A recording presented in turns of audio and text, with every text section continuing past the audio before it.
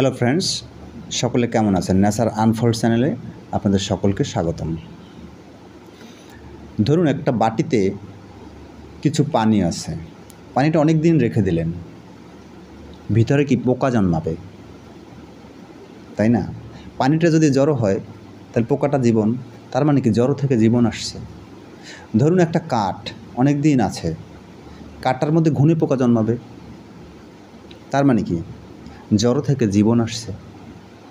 ধরুন মাটির 25 হাত গভীরে খুঁজলেন, আপনি একটা পোকা পেলেন, তার মানে কি মাটিটা জড়ো, তার মানে কি জড়ো থেকে জীবন আসছে।